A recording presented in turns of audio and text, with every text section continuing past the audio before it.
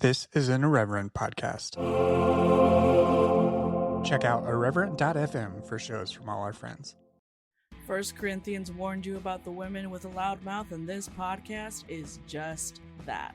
Here at the Speaking in Church podcast, we talk all about the regular people and the things that regularly happen to them in the evangelical church. It's a podcast about change, it's a podcast about seeking moral high ground, and it's a podcast for people who are just trying to deconstruct on the safe side. You can listen wherever you get your podcast, and if you want to be a guest, yes, you, regular person, you can be a guest on the Speaking in Church podcast. If you want to come on, just let us know.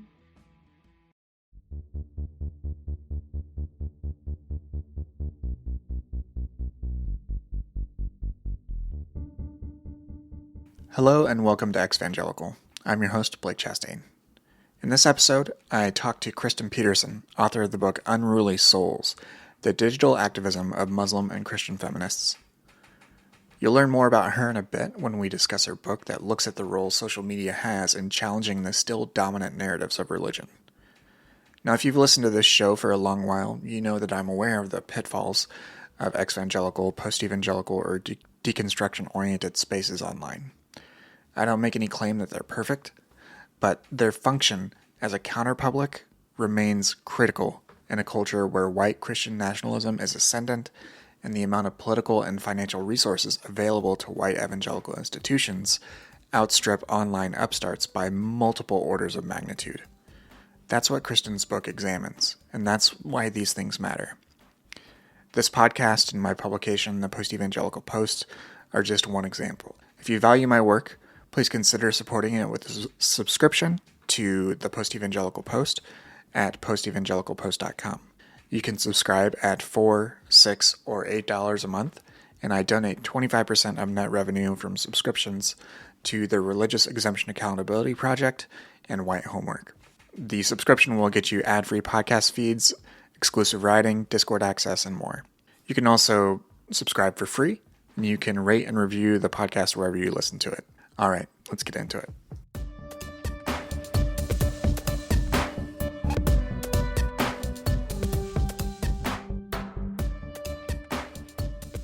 Hello and welcome to Exvangelical. My guest today is Professor Kristin Peterson. She is Assistant Professor of Media Studies at Boston College and author of Unruly Souls, The Digital Activism of Muslim and Christian Feminists. Professor Peterson, welcome to the show. Thanks so much for having me today. Thank you for coming on. Thank you for reaching out and for writing a very interesting book. I'm really excited to talk to you about it.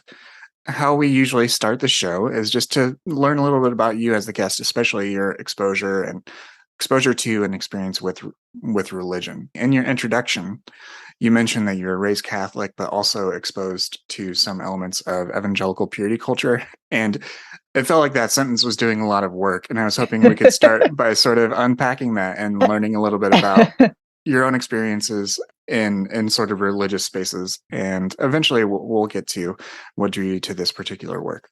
Yeah, great. So raised Catholic, still practicing Catholic. But I went to public school growing up, all the way through high school. I did go to a Catholic university. And so when I was in high school, my kind of intersection with evangelical purity culture, I would say, came about because I was involved with a youth group in high school. I think it's called Arise. I don't know if you're familiar with that, but it was a group where we would meet like before school and they would have like singing and preaching and things like that. And I was initially drawn to it because I enjoyed the music and found a connection to that. And then when I was in college, was more involved in my Catholic faith and was definitely exposed to more of a social justice approach to Catholicism. The university I went to was run by Dominican sisters and was really inspired by kind of their passion for social justice and bringing a lot of these issues into the world, right? So I did a lot of like service projects and work in Chicago. I went to school outside of Chicago. But I also was exposed to purity culture in college. I had this unique experience where I had a friend who was Pentecostal, and she had invited me one night to go to her church for like a service, a youth service. And it turned out that it was actually a purity culture event, right? So it was the pastor was giving a sermon all about purity culture. And I think I don't know if it was True Love Waits. I remember we had like a pledge that we signed that was something about being worth the wait. Yeah, that sounds familiar. So it was, and I didn't really know that this was what I was getting into. So that was a really kind of formative experience in a lot of ways. I would say one is exposed me to this idea of purity culture, but two, it would expose me to a different experience of religion and experience of religious worship, being more the ecstatic worship, speaking in tongues and things like that had not been experienced before. And that was really, in that moment, really inspired me to like learn more. This is such a different experience than I've had of religion. So that was partly inspired my interest in doing more work with religious studies. But yeah, so that was one way that I intersected with purity culture, was through the youth group in my high school, through this experience in college. And then also I was given a purity ring at one point. And, so I wasn't so much inundated in the culture, but I had exposure to it. I would also say, like, going to a public high school, I mean, we got general sexual education, but there was still this kind of focus on like, don't have sex because you're going to get AIDS, you're going to die, you're going to, all these things.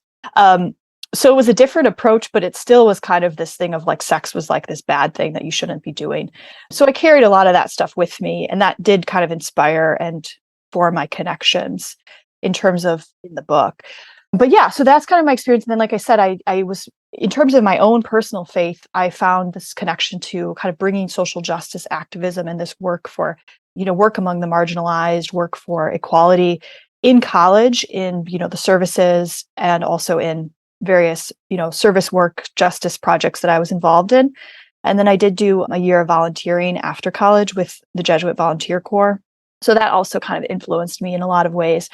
So now I would say that I'm kind of to the point where I really feel my faith is, I mean, obviously there's a lot of institutional concerns and with any religious institution, but I sort of center my faith on this idea of Jesus being among the marginalized, this work for justice, equality, this kind of radical love within the gospel message. That's where I would sort of position my faith now. But yes, there's obviously going to be, with any institution, there's issues and concerns that are going to come up.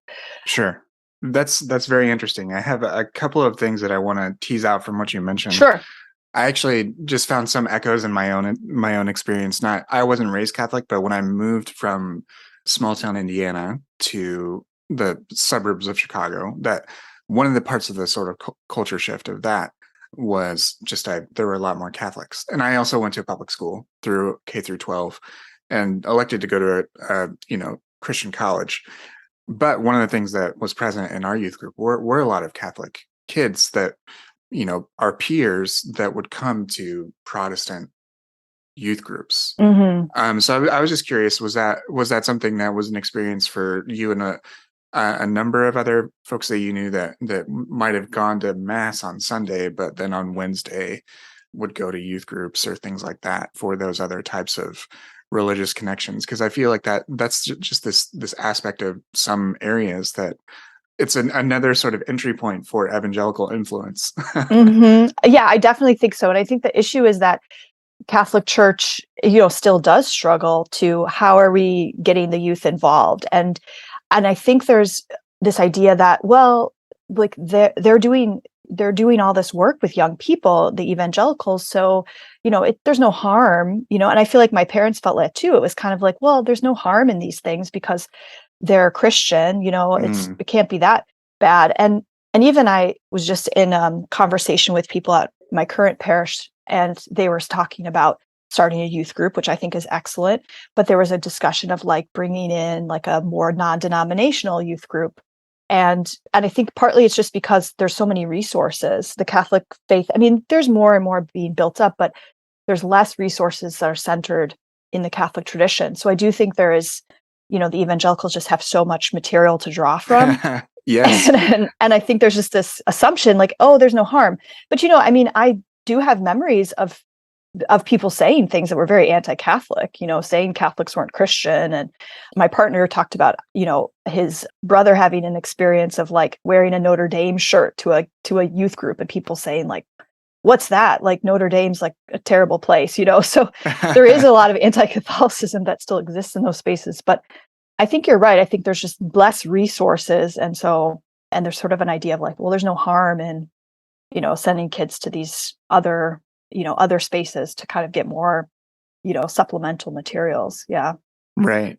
Yeah. And that sort of speaks to institutions and the availability of media, right? Right. And like they just have Yes. spent over 100 years developing these media. Exactly. No, Um, totally. Yeah. There's a long tradition of that. They've mhm. really sophisticated, in terms of, just look at like music is one example, right?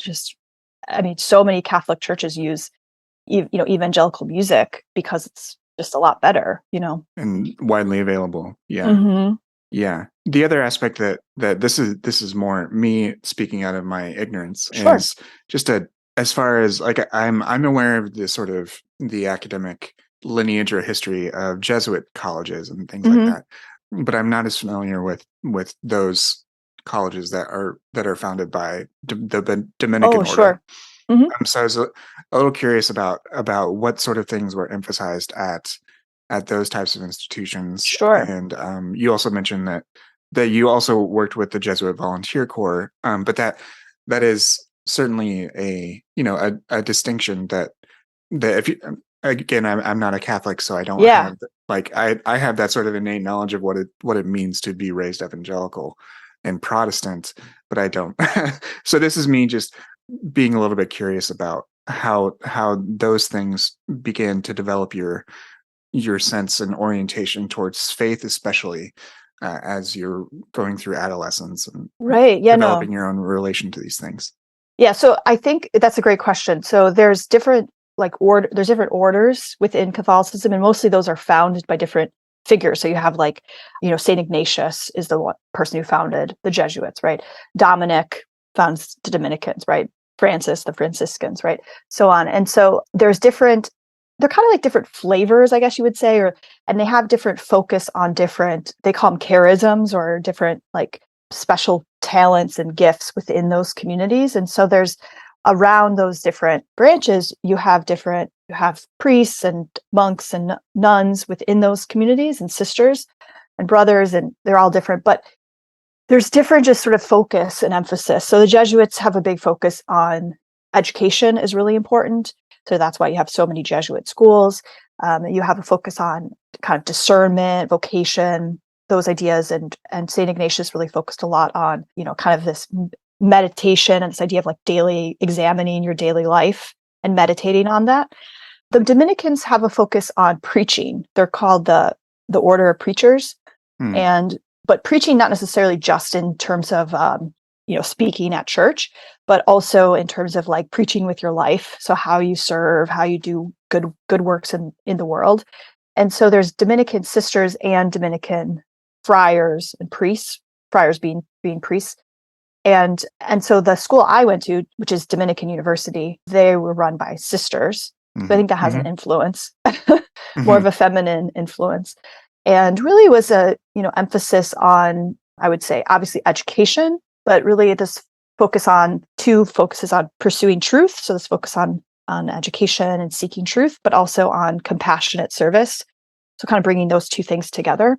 So there was a really big emphasis on that. And the other thing with the university, even now, is there's a huge emphasis on serving the marginalized. And so the school right now is considered a Hispanic serving institution. So it's like, I think, about 70% Latino right now.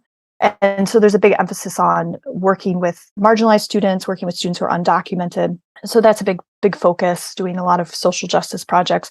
So yeah, so that would be, I'm not sure if that exactly answers your question, but thinking about how there's different focuses, but there's an overall obvious idea of Catholicism. And then within, it's kind of like different approaches, different flavors. Are you more interested in education? And even some of the orders are only focused on, monks that live in monasteries and pray all the time?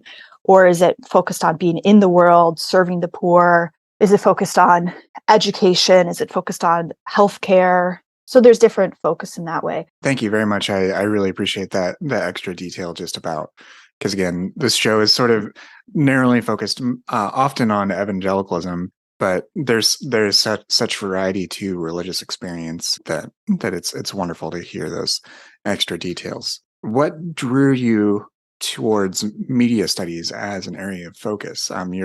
Your book is about the digital activism that Mhm. plays out on social media.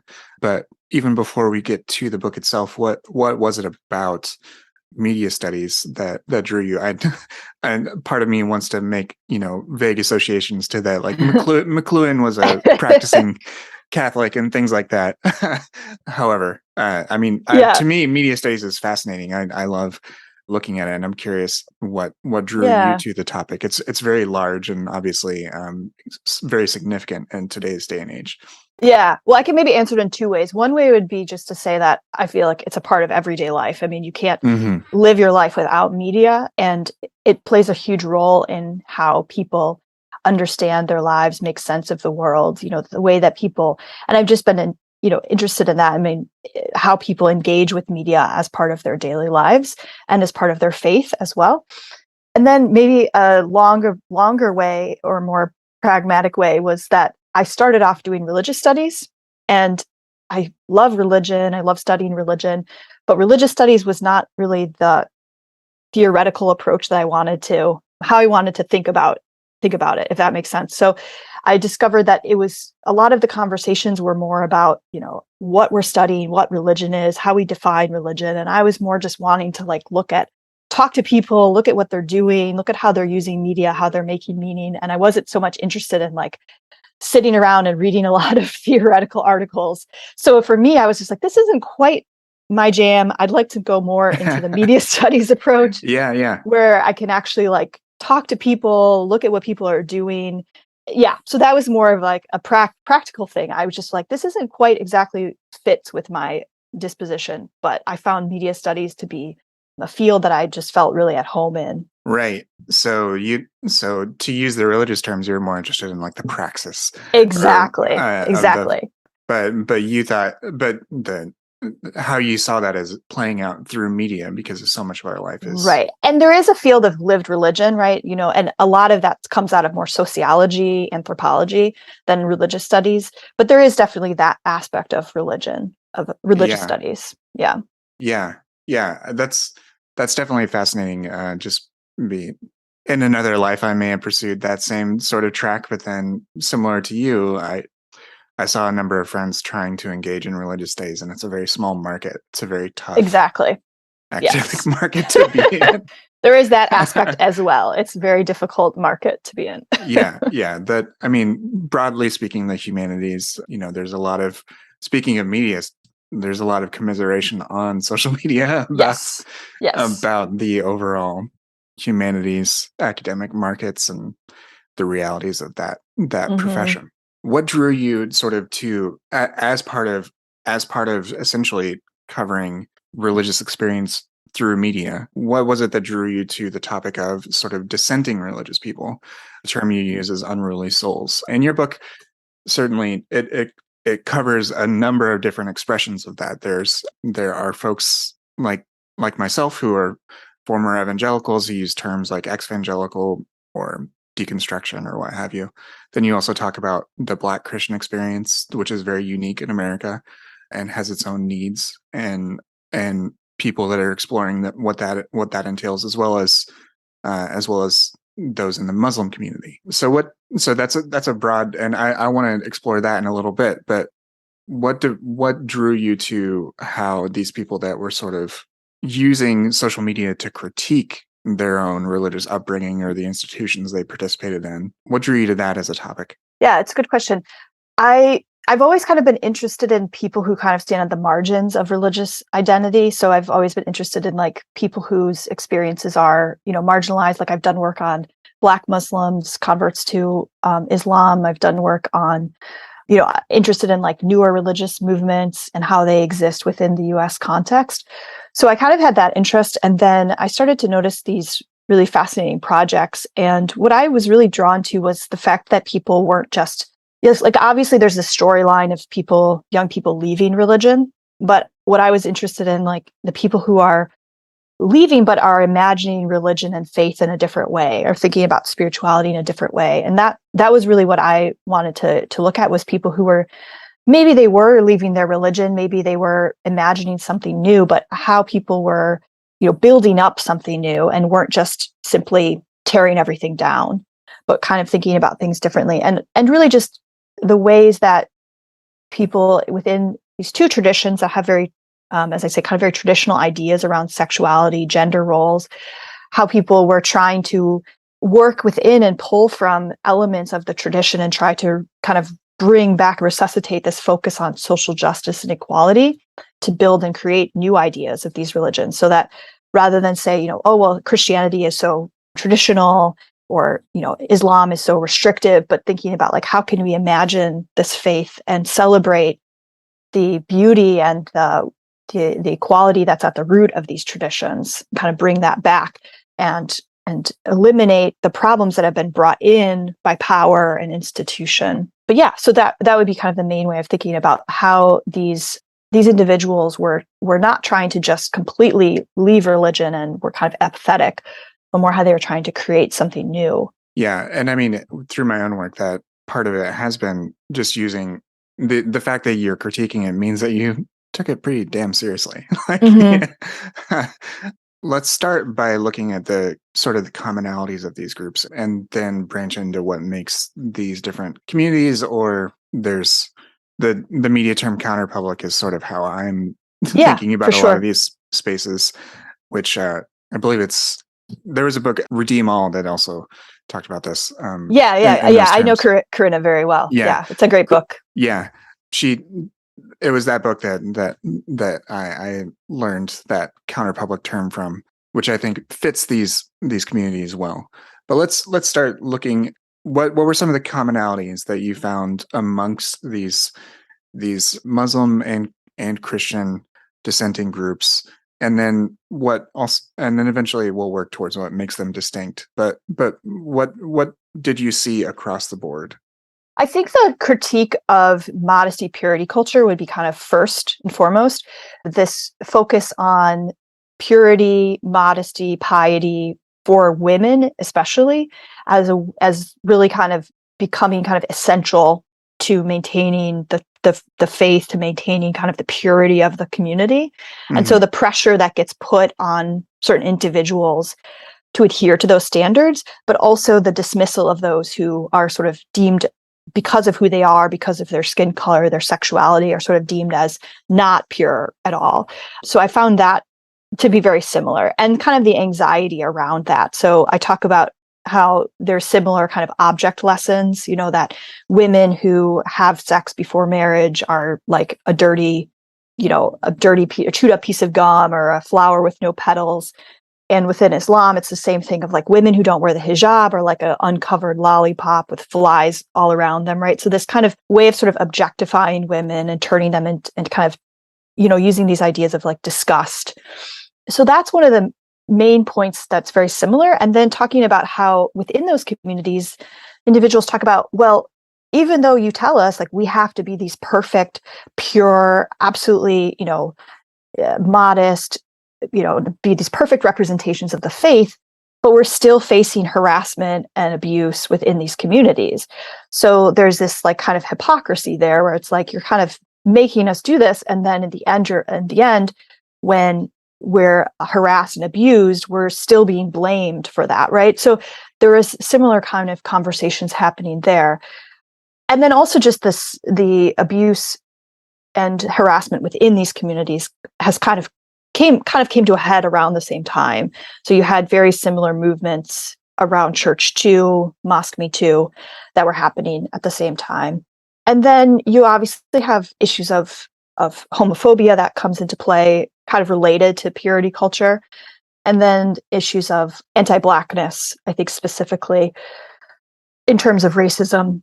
So this idea that certain individuals are less holy because of their race, because of their skin color. And that's pretty similar in both contexts as well.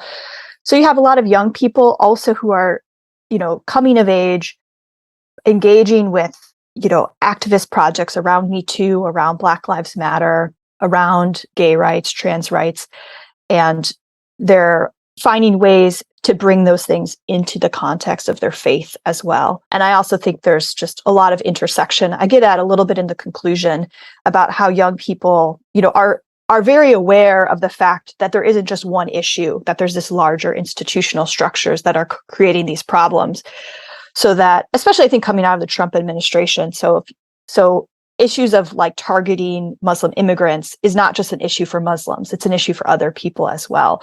So so that would be those are the three kind of points of connection. But I think the purity culture is the key area that it builds on. And one of the ways that you illuminate a number of these things is by also talking, since it is media and it is social media and new media I know they don't seem that, many of them don't seem that new anymore, but as far as how the various media that we use, because I'm just sort of staking my participation in this space as both a participant and observer of them. Within these various media, how do the different platforms that are used, the different services, whether it's a podcast like this versus a short form place like Twitter and or a visual place like Instagram, and now increasingly TikTok, which has just come out of nowhere to dominate the entire space, exactly, in just the space of a couple of years.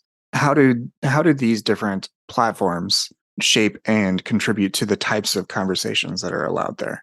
Yeah, that's a great question. And that's a bit of what I try to get at, because ultimately I'm coming from a media studies perspective. So that's really what I wanted to focus on and foreground. And I think that's key. So if you're thinking of Twitter, what I look at in that chapter is I think about the role of text and textual spaces within the evangelical community, and talk about how purity teachings are reinforced through these spaces, through books, I Kiss Dating Goodbye, and these texts, right?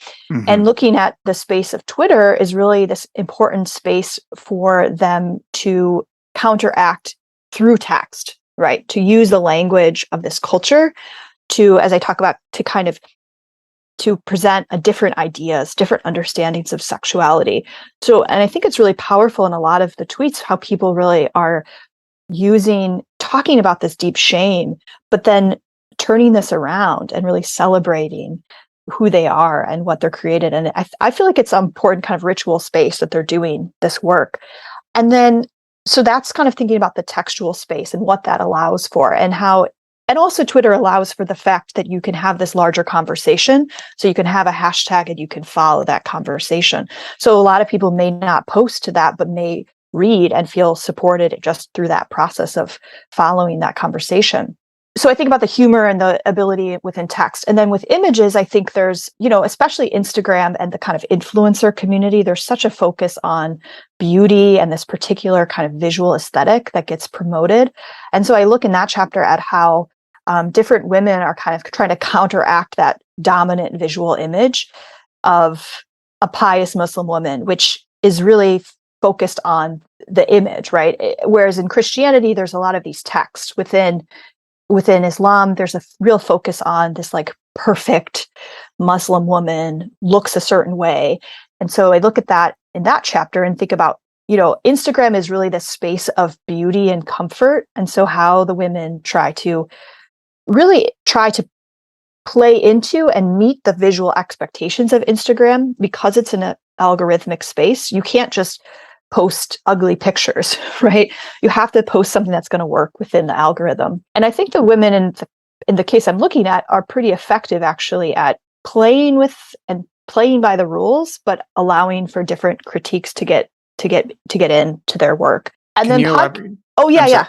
Yeah, I'm sure, sorry, sure. Before you move on to podcast, could you elaborate on that sense of play? Because you do mention that throughout your text of play being an element of how people interact in digital spaces in particular. For sure, yeah. I think that play and humor are really key to a lot of these projects.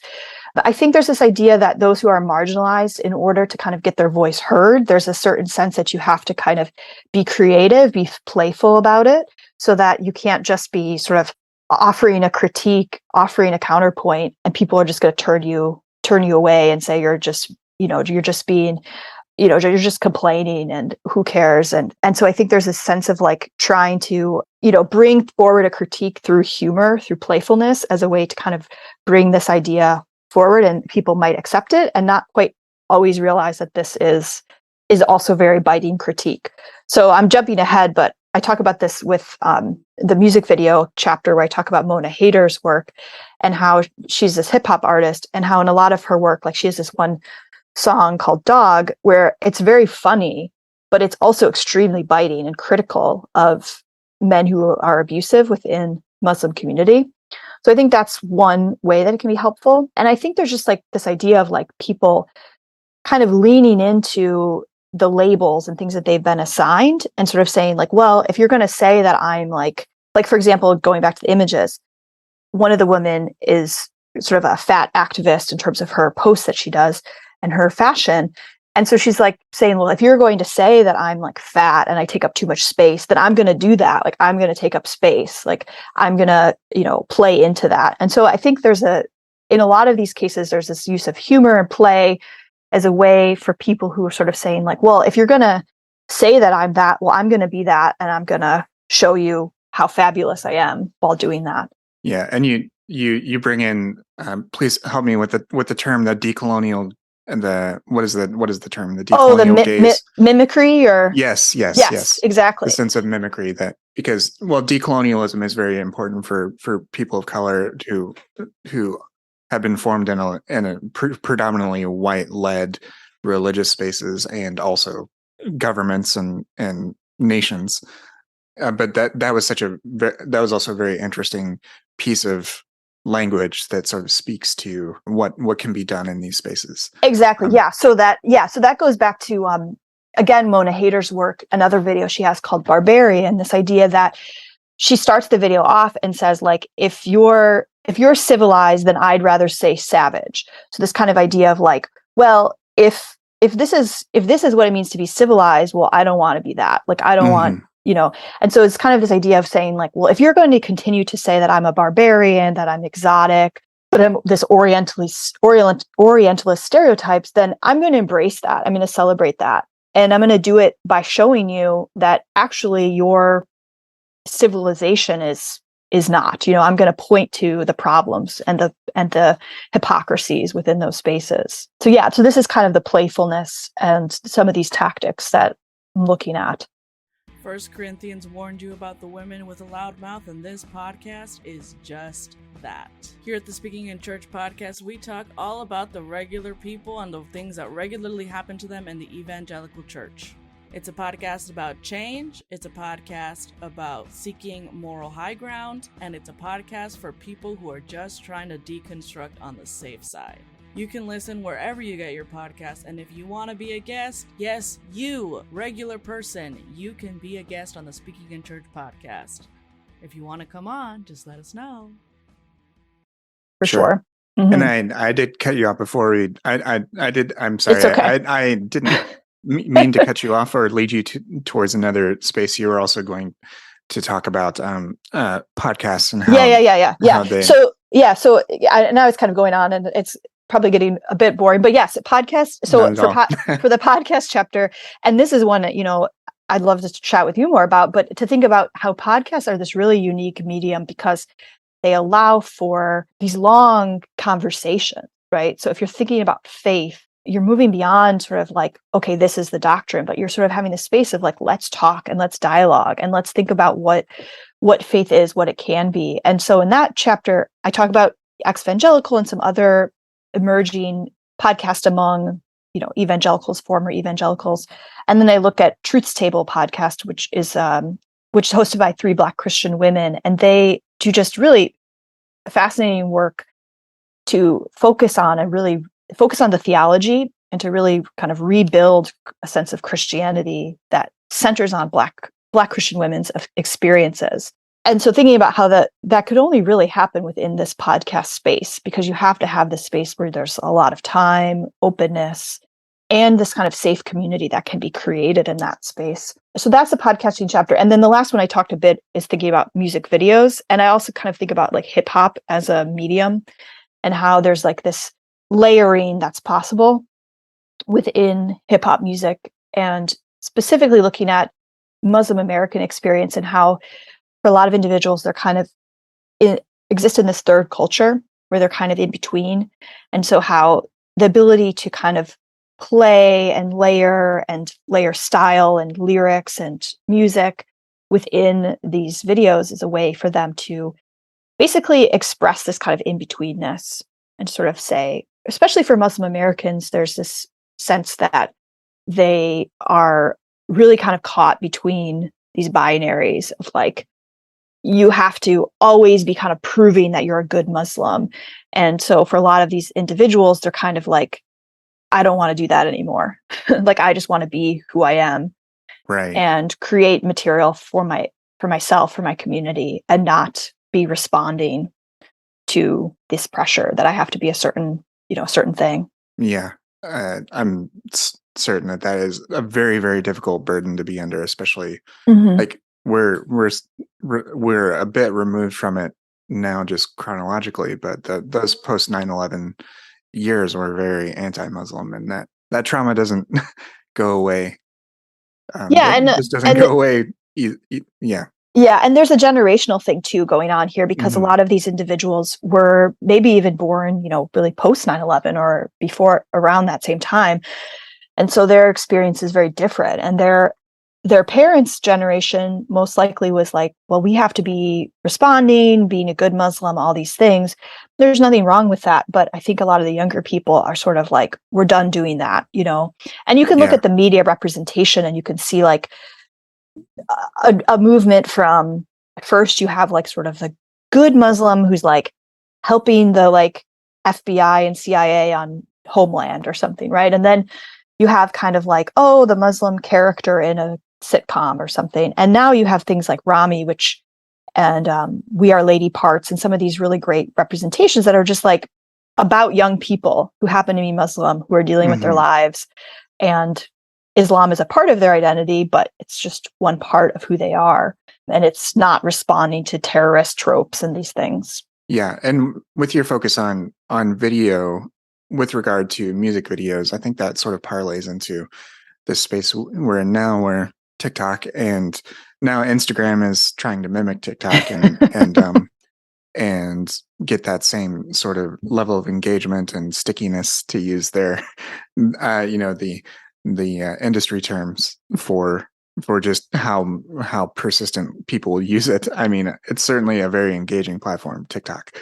But with that space, like, and with the emergence of video that can incorporate text, can incorporate green screens, like a number of these things that are very easy to bring multimedia production down to a very, very accessible level. How do you see that sort of just sort of pontificating or thinking about the future of these sorts of spaces? And before, like for me, my one comment to my own question is that it's been very interesting to see a hashtag like Exvangelical jump from platform to platform. Yeah, and that's true. Exvangelical now has 1 billion impressions on TikTok, and Ex-Mormon has 5 billion, and like like all of these crazy or just wild numbers. And I'm just curious, as a person who studies this in the academic field, where do you see this shift from text to still photos to video? What is your impression about how this sense of play, or however we're sort of relating to these things? What are your thoughts about the way it sort of seems to be going right now? No, it's a great question. So this semester I'm teaching a class, Religious Expression in the Digital Age, and I haven't taught it since before the pandemic. And it's so fascinating because my students are doing case studies and they're almost all doing something on TikTok. It's all different though. And there's all these spaces that I'm like completely unaware of on TikTok. Like you're talking about the ex-Mormon movement. There's a lot of like Orthodox Jewish influencers on there. Another student is working on ex-Jehovah's Witnesses. So much of this, right? And so it's become a space where my students are like exposed to all of these different religious experiences that they were unexposed to before. So that's fascinating because it's popping up on their page. I think there's quite a few things going on. And I mean, I think one thing is like you mentioned, the kind of layering and the playfulness and the ability for people to access these spaces and to, comment on other things, right? It's kind of like this, is a word mimemic, right? Sort of like a meme, right? This idea that you can kind of always be sort of building on the work of others. I think there's a lot of potential in that in terms of critique. And like you said, the accessibility that people are able to do this work. And then the algorithm is the other thing, because it's like I was saying, 4 years ago, my students would not know a single thing, I'm sure, about ex-Mormons and ex-Jehovah's Witnesses and Orthodox Jewish women, because where would they be getting this material from? They wouldn't be getting it, right? You'd have to seek that out. And so now, because of the algorithms, people are being exposed to this. I don't know if that's good or bad, but it's helping these ideas to spread more.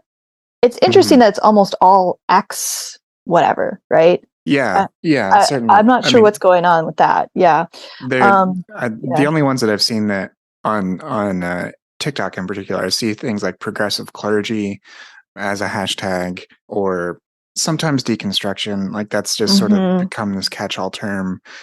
And there's certainly a lot of dialogue and sort of counter dialogue because evangelicals will use the term deconstruction to vilify people that deconstruct them. It's sort of it's this point of contention between two very different publics that they never actually talk. They just talk about each other. Yeah. Well, and so then I think it's like it's obviously an important space. There's obviously people out there who need to get these ideas out and need to express themselves in this way and in relationship to religion. So there's clearly a need for this. But then I guess the only thing, there's a few concerns I have. One, I feel like it's so ephemeral that it's like people see these things and it's like, does it really have, what does it do? How much of an effect does it have? Because it's an algorithm, this is another issue we've been dealing with, is like, well, who's seeing this, right? Where's it going? Who's determining this, right? Is it that these stories are spreading more because they're more extreme or more emotional? Is that why the X things are spreading? Because there's obvious, like, people have like a fascination with religious extremism, that could be it too. But I do and then I wonder like, what will be the offline effect of these movements? Like, is this gonna, are these former movements gonna have the effect of something like Exvangelical, right? That was created through Facebook, right? Through Facebook group. Well, I started a Facebook group initially as like a Patreon benefit, and then ended up opening it up in 2017. But I started the podcast in June of 2016, or July rather. It was to coincide with the 2016 Republican National Convention. So that's when I started, and then by the fall, I had been started to use the hashtag, and then it started to become more popular, first on Twitter, and then it sort of gained steam and became more of a colloquialism or what have you. Right. But some people, there's not even agreement around terms, just like in again, speaking to the X element of this, where we carry these things forward, like Protestants, they split all the time. They have all sorts of permutations. And so some people don't like Exvangelical, or say Exvangelical, or Post-Evangelical. My own newsletter is called the Post-Evangelical Post because I'm just embracing the punniness of it all. The playfulness of it. Yeah, exactly. All my ideas start as puns. So, because I'm a language person, not an image person. Right. Yeah. And so I guess my question is, and we don't know, but I just wonder, like, is there going to be this larger conversation happening around these movements, or are they just going to be existing in this one space? And will they be sort of forgotten in a day or two? Potentially they may be, right? And so I guess that's kind of my question of, like, clearly that seems to be something that people are desiring and need to use to express themselves. But what's kind of the next step in these spaces? Yeah, that's very much what I'm exploring as I work on my own book, because I think visibility is has been sort of the first step. That people have left evangelicalism for decades. It's just now there's more visibility to it. But speaking with regard to institutions are resilient and retain a lot of power. And so even though people expect, the number of Christians in America to collapse, there's a recent Pew study that just came out about that they expect Christians will no longer be the majority in America within 50 years. That's a significant change, but we'll see how that actually changes the institutions No, you're exactly right. Yeah. and whether we can create alternate institutions, whether we can agree enough on something to create something that resembles an institution or a radical realignment of society. Yeah, no, exactly. I'm sorry, I'm leaving some space because I felt like we were talking over a little bit, and I wanted you to. No, I was just thinking of the fact we were talking about institutions don't disappear, and I was just thinking of there's a lot of religious movements that have very few members remaining, but still exist as institutions. I was just thinking Christian Science, for example, or Scientology. Some of these religious institutions have even less than 1 million members, and they still are powerful institutions in different ways. Absolutely, absolutely. Yeah. When you become an institution, it takes on its own life in a lot of ways. And to your point of the ephemerality of these spaces, the fact that it is related through media, often unfollowing somebody or leaving a Facebook group is a less there's less friction there than there is to lose your entire social support network.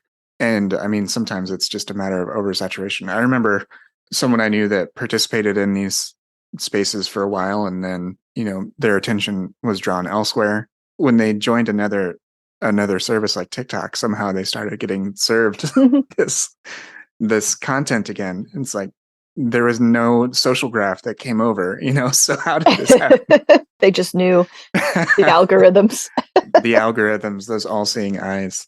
Yes. Yeah. So I think it's such a fascinating space, and it's great to know that there are media studies people exploring these things with sincerity and interest, because clearly it's been valuable and meaningful for me to participate and help share these conversations like this, but to know that there are people who are observing it and trying to learn what's happening is also, to me, encouraging, especially for the ones I know that there are folks that have other relationships to these spaces, but many of them that I participate in are default public. Twitter's default public.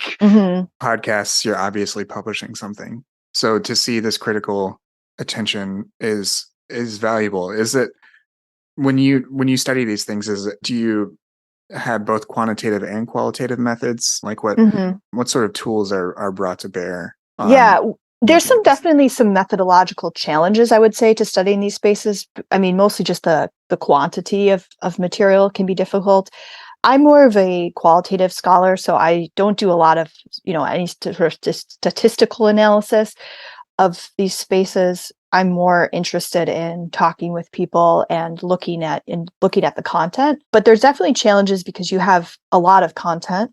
So actually studying podcasts is really a challenge because there's so much content out there, right? So you're listening to hours and hours and hours of content.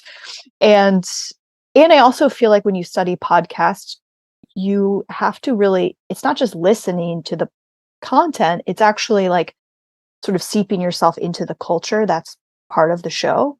So for example, just listening to Truth's Table, I could just listen to it and write everything down, but you really have to get a sense of the personality of each of the people that host the show and the types of things that they talk about and their dynamic with each other. So I just think that's a key part of podcasts as well, that you can't just, like I said, you can't just listen, or you can't just write, get a transcript of the episodes. So there's a lot. That's a really challenge to study because I did an article where I looked at different podcasts that talked about grief. And so I was just listening to one episode of each podcast, and it's hard to do that because then you're not getting the sense of the overall focus of the show, right? And what the show does. So I was able to a bit because I talked about the liturgist, and I've listened to that one, and I talked about WTF. And I listened to that too. But for some of them, I was just kind of going blind because I was like, I don't have time to listen to an entire podcast, all their episodes. So that's a challenge. Studying Twitter is a challenge because there's so much content as well. There's different tools you can use, but yeah. So looking at images and videos, I enjoy that. I'm more of a visual type of person, so I like kind of analyzing those spaces.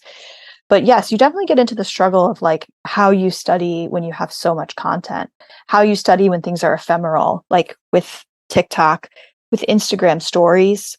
So much is on Instagram stories now, but it's really hard to study those. You have to literally every day be going on there and taking screenshots. It's a lot to manage. And then there's also the privacy issues, I think. Like you were mentioning, it is public, but you also don't really want to be like this weird stalker who's like writing all this stuff about Right. people, Yeah. And also you want to protect people's sense of, even though they're posting in a public space, like for the Twitter discussions, I don't think people are posting on these spaces and they want this to be written about, 10 years from now or whatever. So I tried to, with that chapter, I adjusted people's language so you couldn't like search exactly and find who wrote what tweets, except for the people that were kind of the leaders in the movement and people I talked to. But I feel like that's important just because you wrote something like once, like several years ago on a Twitter thread. Is it something that you really want everybody to know you did and what you said? I think it's more the essence of what people are saying is what matters. So there's those issues as well. But I think the main issue for me is just the amount of content. Yeah. Can be a Yeah. lot. Yeah. Oh, absolutely. I mean, it's surprising, and it's it is an incredible amount. And it seems that, I feel like an old hand, even though I've only been doing this for 6 years. But then at the same time, I think of folks who've been in similar spaces Yeah. for 20 years, and what must they think of us as upstarts, Yeah, like, exactly. and but people continue to use these platforms in order to explore how they relate to faith and how those things change over time. And the participatory culture, I think, is the other, Yeah. the term for those things, and the way in which people participate either long term or for a season. It's absolutely fascinating, and I'm thankful that there are books like yours out there that are examining these things and, again, taking them seriously, and to the degree of care that you put into how you sourced things. And it's very fascinating. And and again, I know that you mentioned this show in the book, and I feel like almost like it's a little self-serving, or like a little, but I've been really happy to talk about these things with you and dive in a little bit to what you covered. Is there any other sort of area of, before we close out? I know we sort of talked about the way these platforms are changing, as far as, more of an emphasis on video through the influence of TikTok. Looking more at the way in which you see the content that people are making, do you foresee any other sort of changes in these spaces or in other unrelated spaces happening right now that you think are going to be worth keeping a close eye on? Yeah, I think you're right that there's more of a shift to the ephemeral nature of TikTok and turning Instagram more into that, right? More algorithmic. I think that's the key shift is more shifting to more algorithms, and people are less seeking out specific communities, and they're kind of receiving the content. Because if you look at like the purity culture chapter, that happened in 2016. So that was a while ago. So I think there's less of a need for those specific communities that people are seeking, and moving away from textual spaces. But then I think there's still a desire for longer form discussions. So while you have kind of the ephemeral algorithmic spaces, I think people are still seeking out the podcast spaces, video spaces still. I mean, we didn't talk a lot about YouTube, but still having those spaces as well. And yeah, I mean, like I said, I think those as we talked about already, the way that TikTok has become kind of the space for all this like X, Y, and Z Yeah. stuff Yeah. is quite interesting. But also there's a lot of like stuff on like Bible readings and interpretations and more traditional stuff as well. So yes, I think it's moving more in that direction. The other thing that I've grown more interested in is alongside you have these kind of critiques of institutional religions, you also have a growing focus on spiritual but not religious stuff. So a lot of stuff with wellness culture and, new age things. I think that stuff's quite fascinating because it's kind of perennial. It sort of comes back. My students will talk about manifesting, and I'm like, and they really will, like in class, they'll say something about how you have to like somebody in my social media class said something about how you have to like manifest who you want to be on social media and like in your profile in order to become that. And I was like, wow, that is really, and she said this like completely seriously. And I was like, wow, that's fascinating, and this language goes back to like Mary Baker Eddy in like the 1800s Right. of Yeah. like manifesting. Yeah. So these Yeah. ideas are like not new, but they keep coming back. Right. So that part I'm quite interested in, like these, and specifically a lot of women are involved in these spaces. So I've grown interested in that, like how these women are kind of claiming authority through playing into these ideas of like new age, astrology, wellness culture, this kind of new thought, prosperity kind of ideas. Yeah. So that's a bit of, there's some things that I see, but I don't know. I'm a little bit down on TikTok in some ways. I find it so overwhelming to me, but I think there's kind of two sides. You have this like fast-paced, ephemeral, disappears, and then you have the slowness of podcasts and long videos and things like that. So it's a fascinating time to be in. Yeah, absolutely. And I mean, maybe it's a product of my age or just burning out of certain things, but I find myself, yes, I'm going to write a newsletter. I'm going to yes, the newsletter things. That's the other thing. Yeah. I'm going to have I know. a long conversation with someone that I get to share, and then we can talk about that as an artifact in and of itself. Exactly. No, I was telling my students the other day, I really honestly find the way that TikTok loops to be very like jarring, and I find the way that the sound is always so imbalanced. I find that very like all of it. I just find very like it just is very jarring. I can't spend much time on there. Yeah, it's definitely, it is sort of a learning curve, or just like exposure type. Yeah, almost more than anything else. Like a lot of times I find Instagram to be that way too, because for me it's the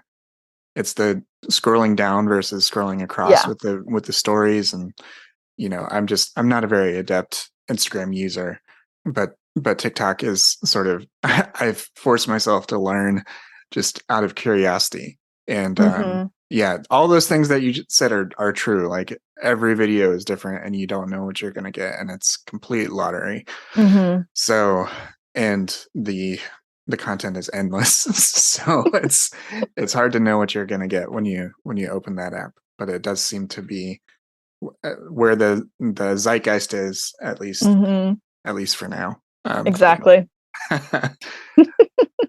Well, Kristin, it's been wonderful to talk to you about your book and about your experiences. Where can people find the book? Sure. Where can they find you on any of these platforms? Yeah, so the book is available. I mean, it's available everywhere, but if you want to get it through the press, it's Rutgers University Press, Unruly Souls. And I mean, it's on all the other platforms you can get books. And I have a website, which is my name, Kristin M. Peterson. I'm also on Twitter at KrissyPetey, so KrissyPetey. And so feel free to follow me, say hello. And thank you, Blake, so much for this. I really appreciate your thoughtful questions and reading through the book so carefully, and it's been a really fun conversation. Likewise, thank you very much for coming on. It's been great. 1 Corinthians warned you about the women with a loud mouth, and this podcast is just that. Here at the Speaking in Church podcast, we talk all about the regular people and the things that regularly happen to them in the evangelical church. It's a podcast about change, it's a podcast about seeking moral high ground, and it's a podcast for people who are just trying to deconstruct on the safe side.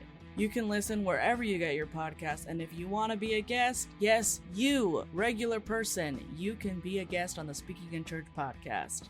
If you want to come on, just let us know.